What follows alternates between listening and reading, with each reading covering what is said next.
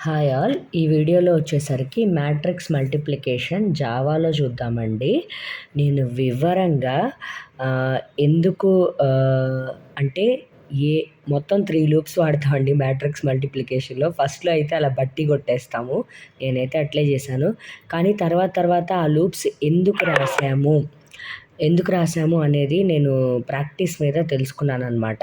అవన్నీ మీకు నేను ఎక్స్‌ప్లెయిన్ చేస్తాను. ఎందుకు 3 అంటే ఒక మ్యాట్రిక్స్ రో చూడంగానే ఆ మ్యాట్రిక్స్ గానీ ఏదైనా ఒక ఇటరేషన్స్ ఏమన్నా చూస్తే వాటిల్లో ఎన్ని లూప్స్ వాడాలి అనేది ఈజీగా ఎట్లా పసిగట్టొచ్చు. దీనిలో 3 లూప్స్ ఎందుకు వాడారు అనేది నేను ఎగ్జాక్ట్‌గా ఎక్స్‌ప్లెయిన్ చేస్తానండి. ఆ ఎక్స్‌ప్లనేషన్ కాస్త మీరు బాగా ప్రాక్టీస్ చేశారనుకోండి, ఏ ఇటరేషన్స్ ఇచ్చిన ప్రాబ్లమ్స్ ఏమైనా ఇచ్చినా గానీ మీరు ఈజీగా చేయగలుగుతారనమాట. ఫస్ట్ వచ్చేసరికి నేను ఒక మ్యాట్రిక్స్ తీసుకున్నానండి. 1, 2, 3 1, 1 1, 2, 2, 2 ఓకే. ఇదొక మ్యాట్రిక్స్. ఏ అనేటువంటిది ఒక మ్యాట్రిక్స్. తర్వాత ఇంకొక బి అంటే 2 మ్యాట్రిక్స్ మల్టిప్లై చేస్తున్నాం కాబట్టి 2 మ్యాట్రిక్స్ తీసుకున్నాము. ఇందులో వచ్చేసరికి 2, 1, 1 1, 2, 1 అంటే ఈ మల్టిప్లికేషన్ కొంచెం ఈజీగా ఉంటాయని 1, 2లు తీసుకుంటున్నారులెండి. 1, 1, 1 ఓకే. అండ్ ఇది 2 కాలమ్స్ తీసుకున్నాము. 2 ఈక్వల్‌గా తీసుకోవద్దు. ఈక్వల్‌గా తీసుకుంటే మళ్ళీ ఎక్స్‌ప్లనేషన్ కొంచెం ఈజీగా ఉంటదనమాట. కొంచెం అంటే తేడాలొచ్చేవి ఏంటి అనేది మనకి సరిగ్గా అర్థం కాదు. 2 డిఫర్‌గా ఉండేటువంటి ప్రొడక్ట్ వాల్యూస్‌తో తీసుకుంటే గనక మ్యాట్రిక్స్ సైజ్‌తో తీసుకుంటే గనక ఎక్స్‌ప్లనేషన్ అనేది కొంచెం డిఫికల్ట్‌గా ఉన్నా గానీ పాసిబిలిటీ ఆఫ్ అండర్‌స్టాండింగ్ మీకు ఈజీగా ఉంటుందనమాట. అంటే ఏ మ్యాట్రిక్స్ ఇచ్చినా గానీ మీరు ఈజీగా ఎట్లా కోడ్ రాయాలనేది మీకు అర్థమవుతుంది. ఈ మ్యాట్రిక్స్ యొక్క సైజ్ ఏమవుతుందండి 3 రోస్ 3 కాలమ్స్. ఈ మ్యాట్రిక్స్ యొక్కటి 3 రోస్ 2 కాలమ్స్ ఓకే. మనకి అవుట్‌పుట్‌లో వచ్చే మ్యాట్రిక్స్ ఏ విధంగా వస్తుందండి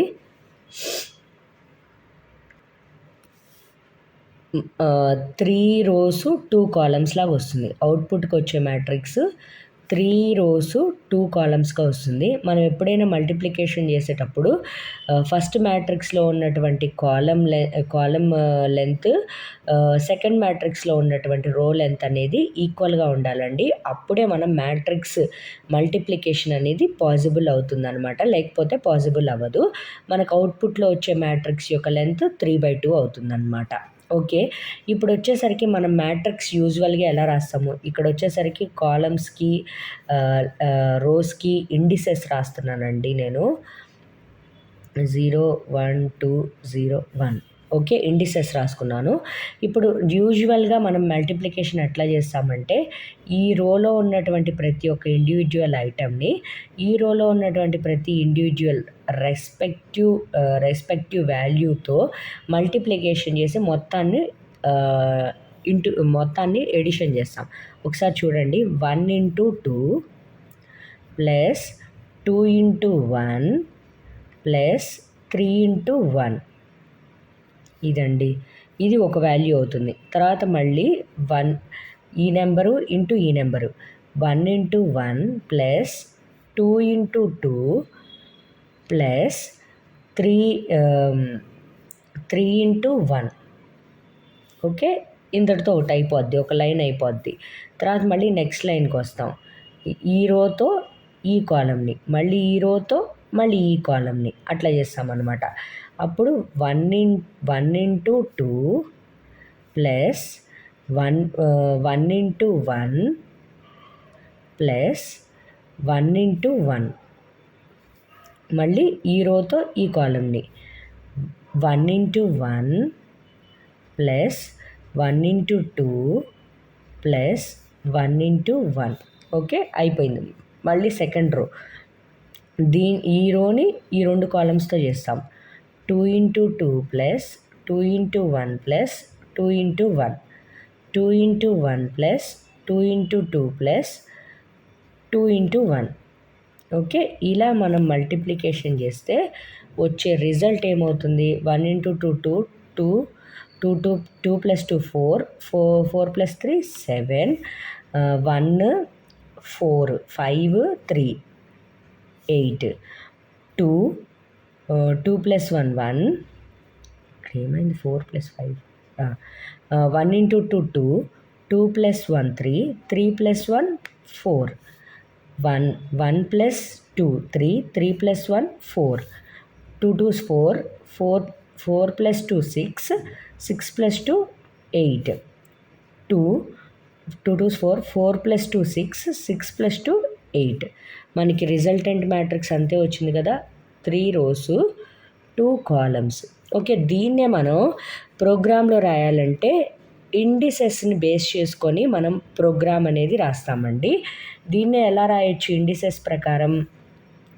A of 0 0 A of 0 0 into B of 0 0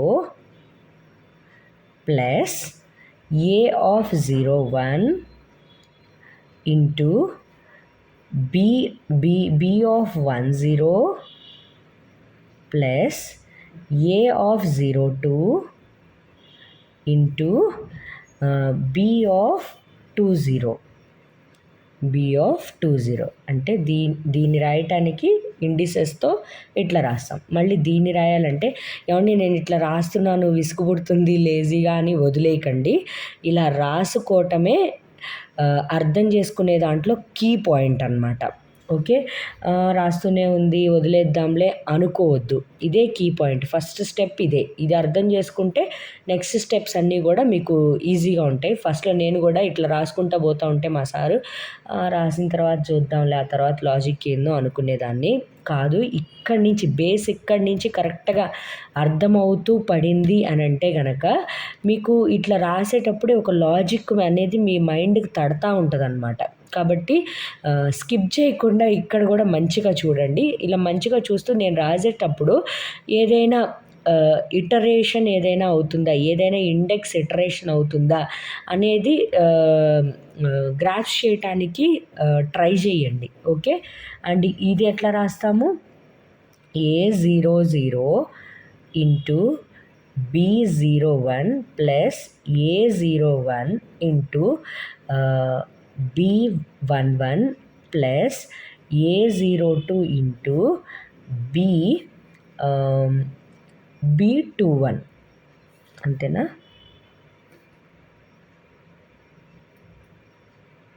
B21 అంతే. నెక్స్ట్ వచ్చేసరికి ఏం రాస్తాము? A10 into B00 plus A11 into B10 plus A12 into B21 తర్వాత వచ్చేసరికి A10 into B01 plus A11 into B11 plus A12 into B21. Okay, next వచ్చేసరికి A20 into B00 plus A21 into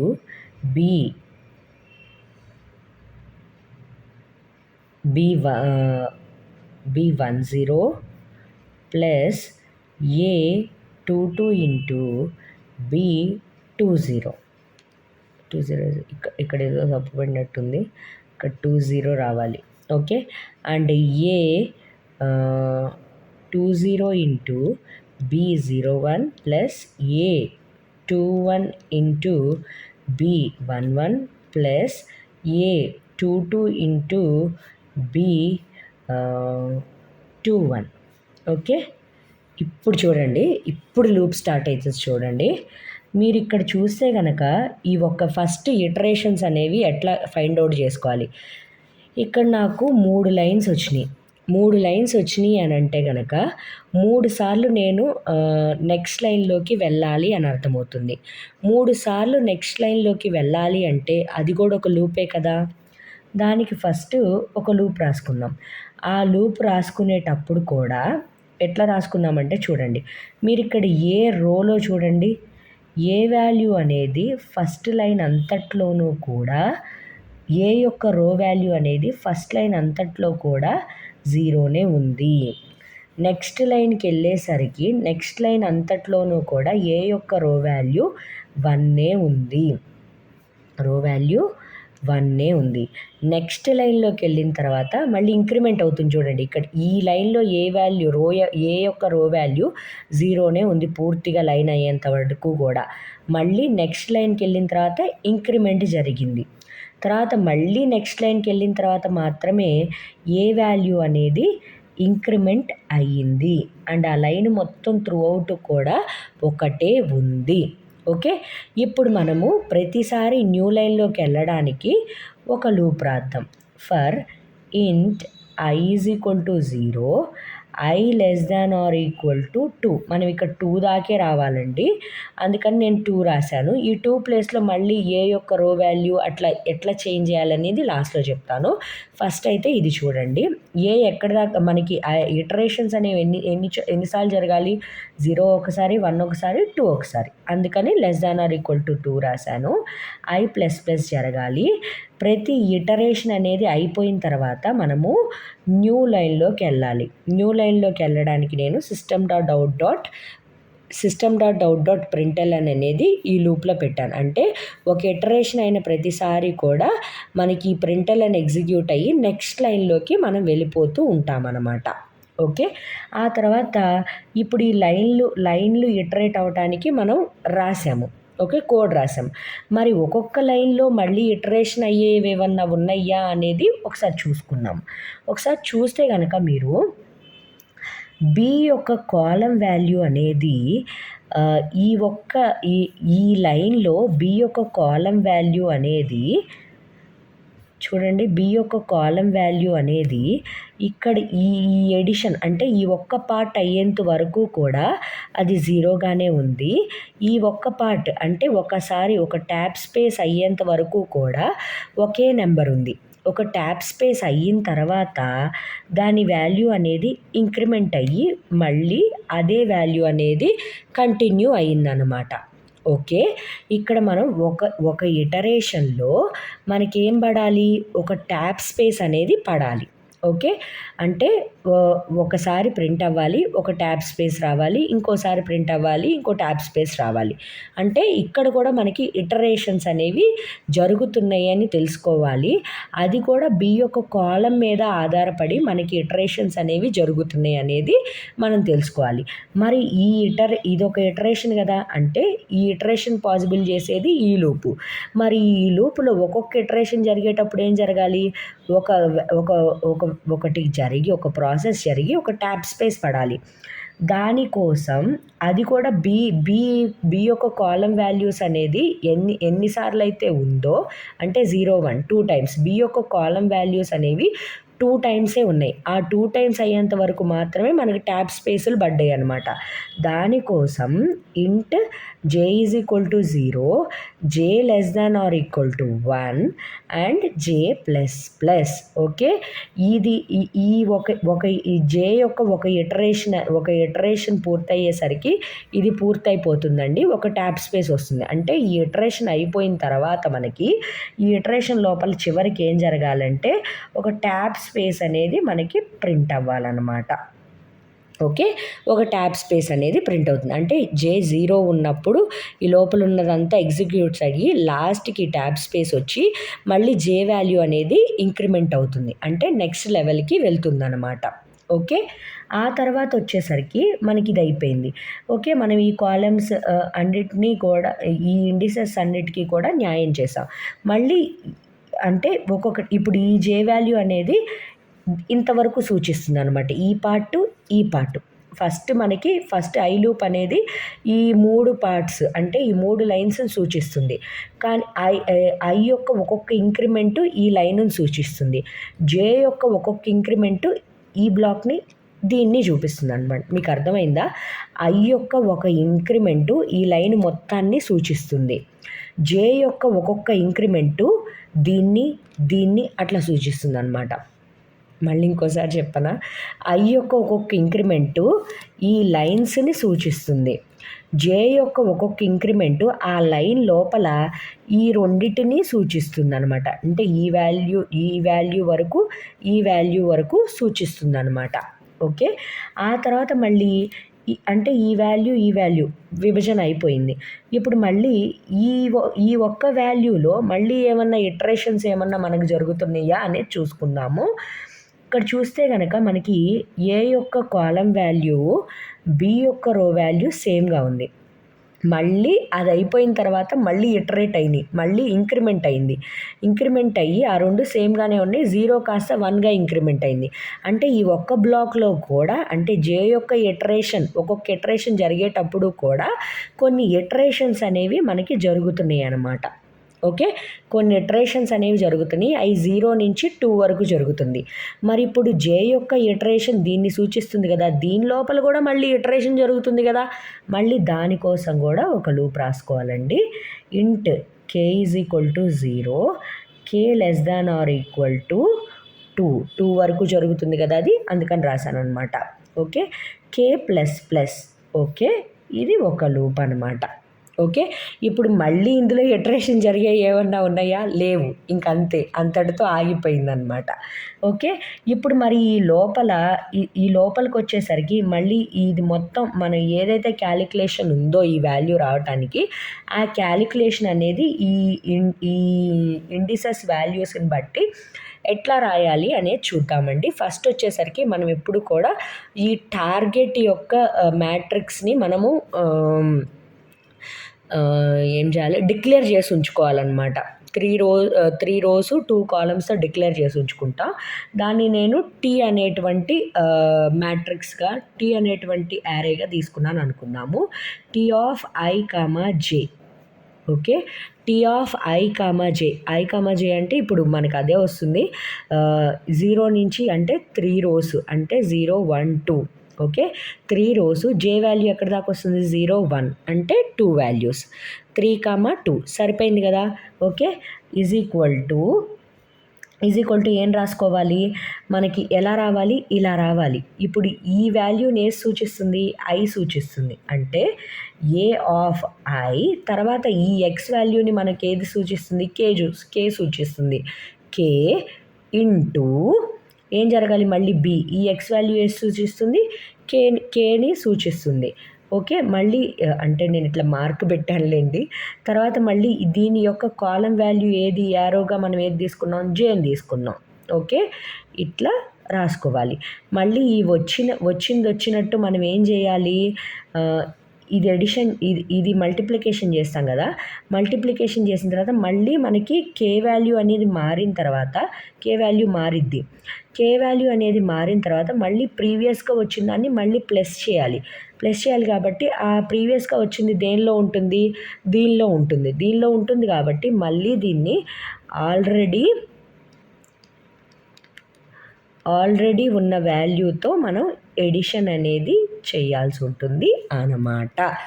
ఇది matrix multiplication యొక్క logic వెనుకున్నటువంటి logic అన్నమాట. Okay, matrix multiplication యొక్క కోడ్లో ఉన్నటువంటి లాజిక్ని decode చేయటం ఇదనమాట. మరి ఇది కరెక్ట్గా నేను ఇప్పుడు అంటే ఈ లాజిక్ ప్రకారం నేను కోడ్ అనేది రాశాను. మళ్ళీ దీన్ని మనము ఒకసారి ఇలాగే ఆన్సర్ వస్తుందా లేదా అనేది ఈ కోడ్ని యూస్ చేసి చేద్దామా? చేస్తే ఈజీగా మీకు నేను చెప్పింది నిజమే అనిపిస్తుంది. ఇప్పుడు ఐ వాల్యూ అనేది 0 ఉందండి. ఫస్ట్ అంటే ఈ లూప్లోకి ప్రవేశించినప్పుడు ఐ వాల్యూ 0 ఉంది. మళ్ళీ ఐ వాల్యూ 0 అంటే 0 less than or equal to 2నా? అవును కాబట్టి లోపలికి వచ్చేస్తుంది.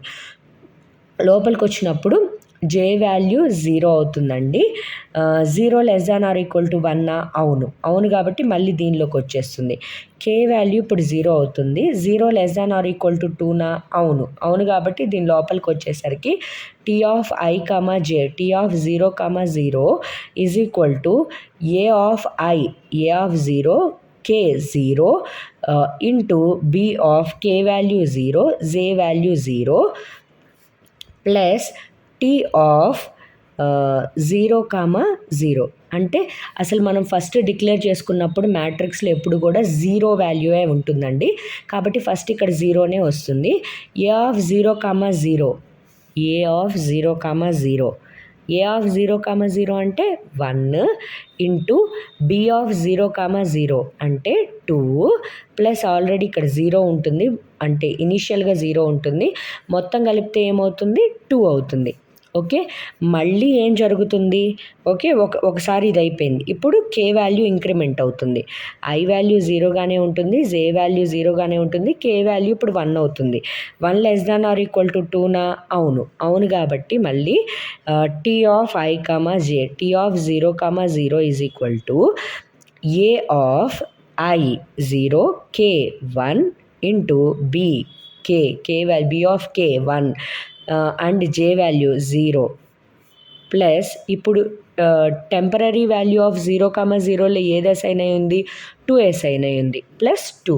ఇప్పుడు ఏమవుతుంది? ఏ ఆఫ్ 0, 1 అంటే 2 into B of 1, 0 B of 1, 0 అంటే 1. ఓకే, ప్లస్ 2 ఇంటూ 1 అంటే 2 ప్లస్ 2 4. ఓకే, మళ్ళీ ఇప్పుడు కే వాల్యూ అనేది ఇది అయిపోయింది కాబట్టి మళ్ళీ కే వాల్యూ ఇంక్రిమెంట్ అవుతుంది. ఓకే, ఐ వాల్యూ 0గానే ఉంటుంది, జే వాల్యూ 0గానే ఉంటుంది, కే వాల్యూ 2 అవుతుంది. 2 less than or equal to 2నా? అవును కాబట్టి t of i comma j is equal to a of i comma k into B of k comma j plus t of 0, 0 t of i comma j. A of 02 is equal to 3 into B of 20 is equal to 1 plus already t of 0, 0లో ఏముంది? 4 ఉంది. ఇప్పుడు 3 1s 3 plus 4 7 వచ్చిందా లేదా అండి? 7 వచ్చింది. దాని తర్వాత ఏమవుతుంది? మళ్ళీ కే వాల్యూ ఇంక్రిమెంట్ అవుతుంది. కే వాల్యూ వచ్చేసరికి మనకేమవుతుంది? కే ఈజ్ ఈక్వల్ టు 3 అవుతుంది. 3 less than or equal to 2నా? కాదు కాబట్టి బయటకు వచ్చేస్తుంది. ఈ లూప్లో నుంచి ఒక ట్యాప్ స్పేస్ అనేది ప్రింట్ అవుతుంది. ఓకే, ఒక ట్యాప్ స్పేస్ అనేది మనం ఇక్కడ ఈ టీ ఆఫ్ ఐ కామా జేని తర్వాత ప్రింట్ చేద్దాంలేండి.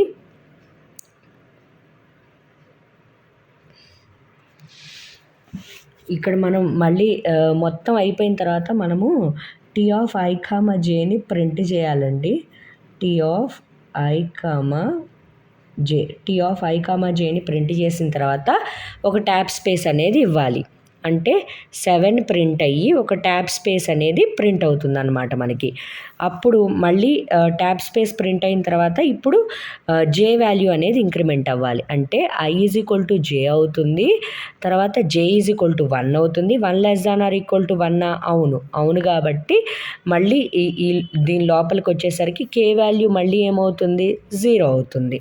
ఓకే, కే వాల్యూ 0 అయ్యి మళ్ళీ ఇదే ఇటరేషన్స్ మళ్ళీ జరిగి మళ్ళీ ఈ వాల్యూ ప్రింట్ అయిపోయి, అంటే ఇట్లా క్యాలిక్యులేషన్ జరిగి ఈ వాల్యూ ప్రింట్ అయిపోయి మళ్ళీ ఒక ట్యాబ్ స్పేస్ ప్రింట్ అయ్యి, అప్పుడు ట్యాబ్ స్పేస్ ప్రింట్ అయిన తర్వాత మళ్ళీ జే వాల్యూ 2 అవుతుంది. ట్యాబ్ స్పేస్ ప్రింట్ అయిన తర్వాత మళ్ళీ జే వాల్యూ 2 అవుతుంది. 2 less than or equal to 1నా? కాదు కాబట్టి ఈ జే లూప్లో నుంచి బయటకు వచ్చేసి ఒక న్యూ లైన్ అనేది ప్రింట్ అవుతుంది. న్యూ లైన్ ప్రింట్ అయిన తర్వాత మళ్ళీ ఐ వాల్యూ అనేది మళ్ళీ చేంజ్ అవుతుంది. ఓకే, అలా మొత్తం కూడా మళ్ళీ మనకి క్యాలిక్యులేషన్స్ అనేవి జరుగుతాయండి. ఇది మ్యాట్రిక్స్ మల్టిప్లికేషన్ యొక్క డీకోడింగ్ అండి.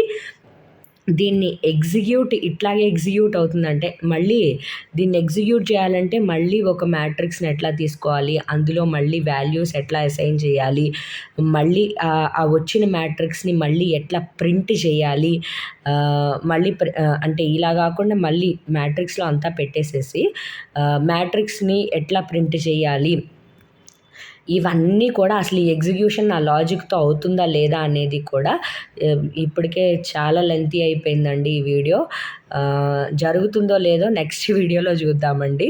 ఇప్పుడైతే ఈ డీకోడింగ్ అనేది నెక్స్ట్ వీడియో వచ్చేంత వరకు కూడా అర్థం చేసుకోవడానికి ట్రై చేయండి. మీ అంతటా మీరు లాజిక్ రాయటానికి ట్రై చేయండి. ఓకే, ఈ వీడియో కనుక మీకు హెల్ప్ఫుల్ అనిపిస్తే ప్లీజ్ ఈ వీడియోని లైక్ చేయండి. అలాగే మన ఛానల్కి సబ్స్క్రైబ్ చేసుకోండి. ఇలాంటి మంచి మంచి వీడియోస్ వస్తూనే ఉంటాయండి.